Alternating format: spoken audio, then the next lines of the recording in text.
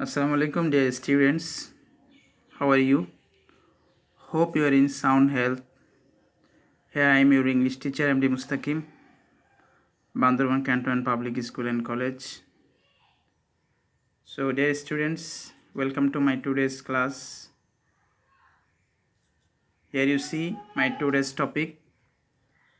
My today's topic is simple, complex and compound. That means transformation of sentence. This one is my second class on simple, complex, compound. Subject English second paper. For class 9 and 10. So dear students, now I will go to our main lesson. So dear students, before going to my discussion on simple, compound and complex sentence, there are some points that are very important. I will discuss them at first and I hope you will note down, because all these points are so interrelated with simple, complex, compound that if you don't learn them at first, it will be difficult for you to understand or to identify simple, complex, compound. So at first we should know about sentence. You already know what is a sentence. A sentence is a group of words with a complete meaning. For example, she reads a book. So I think I need not to say more about a sentence because it is very familiar to you. Now I will go to another point, that is phrase. What is a phrase?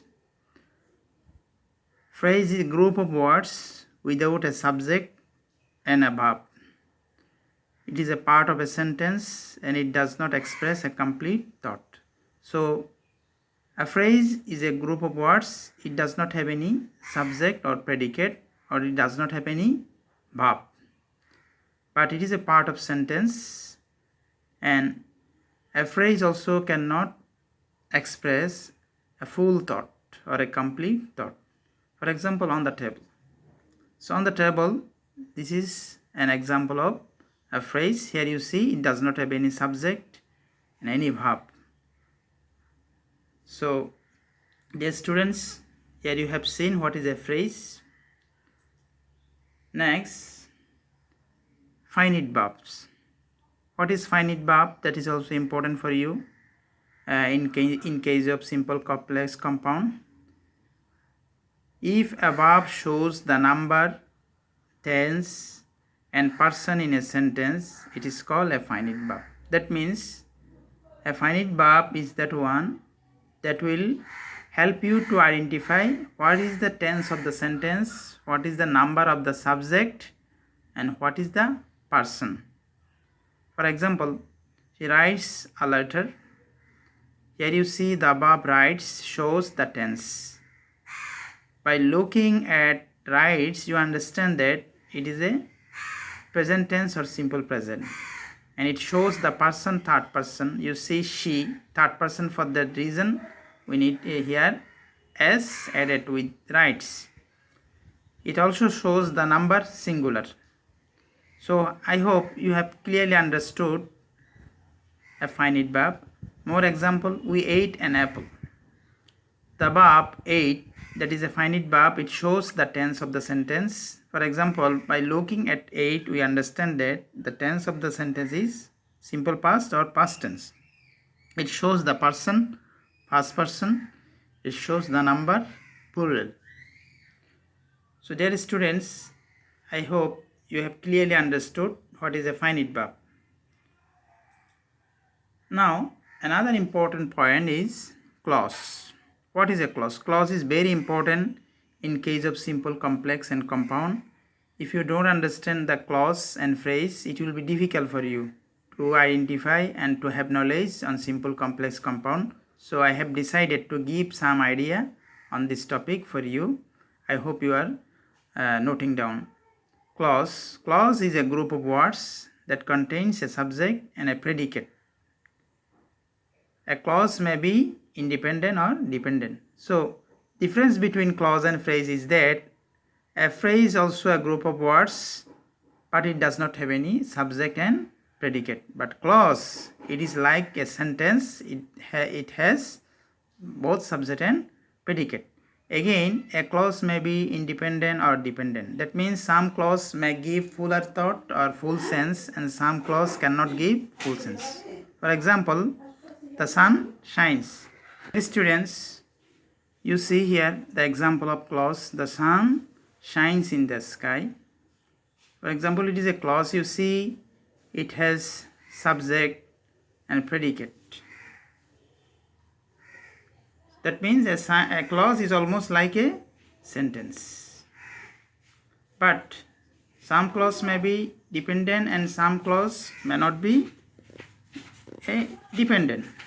Some will be main clause, some will be principal clause or independent clause, and some clause will be dependent. That means the clause that cannot give a fuller sense or fuller thought, we call it dependent clause, and the clause that give a fuller sense, that is called independent clause or main clause.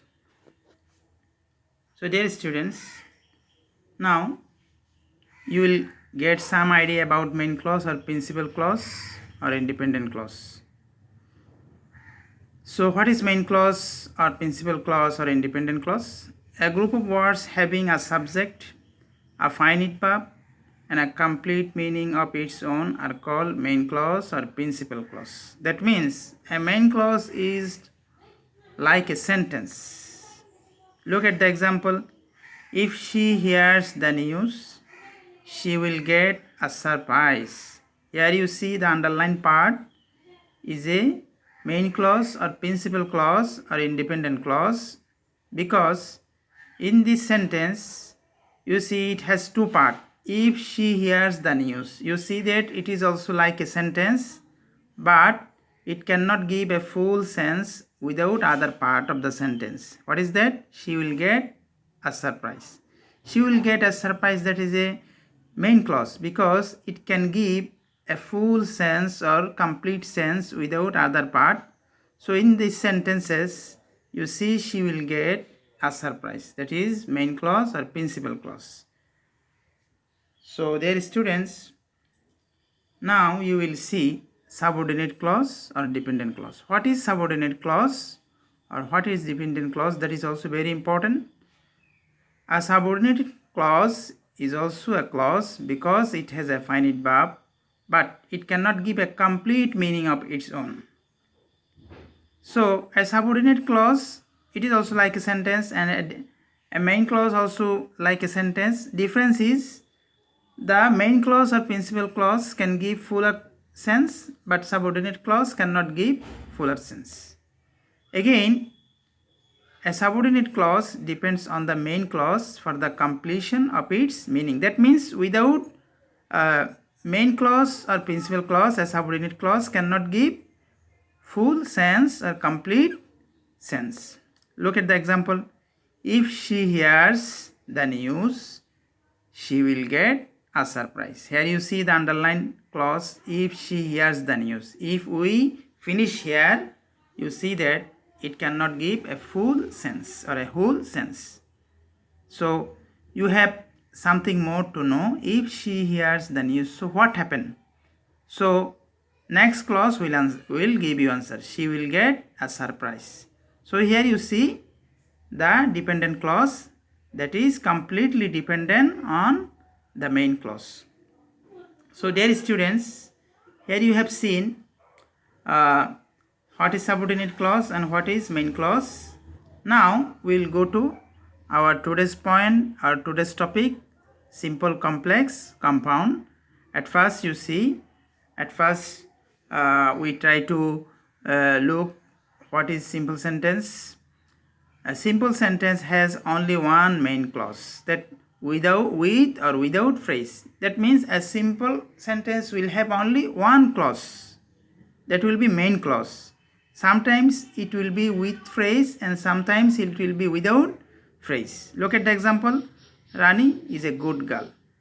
Here you see Rani is a good girl. That is a simple sentence. Another sentence, seeing the snake the man ran away. So this one also a simple sentence. Now we look about this sentence, what is said below. The first sentence has only one main clause. That means Rani is a good girl. That has only one main clause. And the second sentence, that means seeing the snake, the man ran away, has a main clause and also a phrase. You see, second sentence, it has a phrase. What is the phrase? Seeing the snake. Seeing the snake, that is a phrase. It cannot give, it is not a sentence. It cannot, does not have any subject and predicate.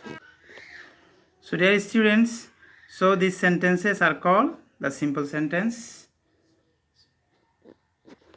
Now dear students, now look what is compound sentence. In a compound sentence, two or more main clauses joined by coordinating conjunction. That means a compound sentence has two or more clauses, and all clauses will be main clause or independent clause, and they will be joined with the help of coordinating conjunction. I will show you what are the coordinating conjunction later. Now look at the example of compound sentence. Maran worked hard and so he became rich. The sentence has two main clauses with the conjunction and so. For example, you see what are the two clauses in the sentence. Maran worked hard. You see, this one is one clause. He became rich. This is another clause. And you see that both clauses are independent, but these two clauses are joined with the help of a coordinating conjunction, that is and so. So dear students, this is a compound sentence. Now I will show you what are the coordinating conjunction, because this coordinating conjunction are very important for you, because with the help of coordinating conjunction, compound sentences are made up. Dear students, here you see what are the coordinating conjunctions. Look, words that join sentences or words are called coordinating conjunctions. It is used in compound sentence. Here you see there is an easy way to remember this coordinating conjunction, that is fanboys. Fanboys. If you remember these words, it will be very easy for you to remember the coordinating conjunction. Fanboys. Fan means here F means for, A means and, N means nor, B means but, O means or, Y means yet, S means so. So dear students, you see that is very easy to remember what are the coordinating conjunctions that are very important in making compound sentence. So you will try to learn the words that is given here for as a coordinating conjunctions. So dear students, now I will go to complex sentence. Dear students, here you see what is a complex sentence. A complex sentence is made up of an independent clause and one or more dependent clause connected to it. So in a complex sentence, there will be more than one clause, and one clause will be independent or main, and other clauses will be dependent on the main clause. Already I said what is a dependent clause, but here again I am telling a dependent clause is similar to an independent clause or complete sentence, but it lacks one of the elements that would make it a complete sentence. That means a dependent clause cannot give a sense without main clause. Here you see example of dependent clause. Because Mary and Samantha arrived at the bus station before noon. So you see this is a dependent clause because you cannot understand what happened and it does not give a full sense. Another example, while he waited at the train station. So what happened? You cannot understand. After they left on the bus.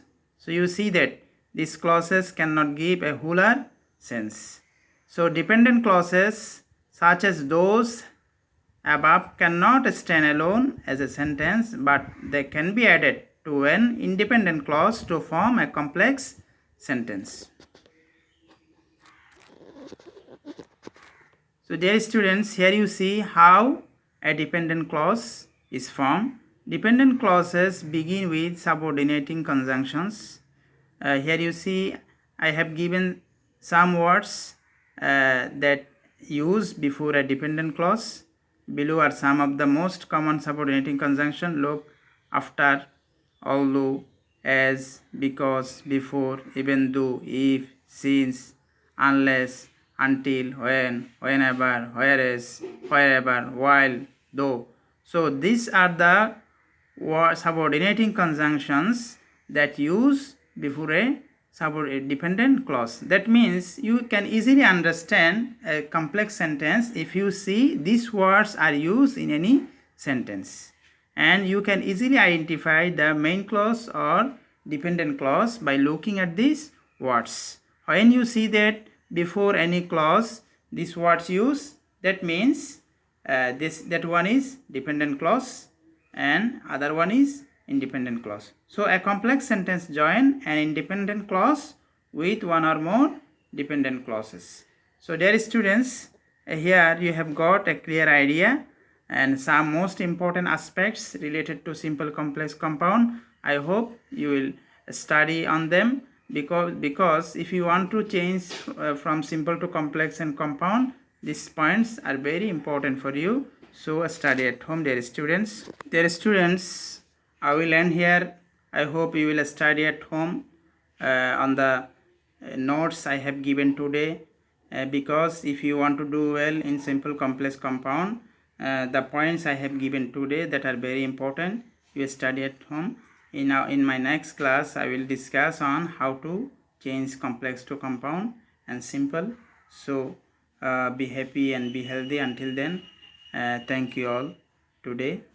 Allah Hafiz.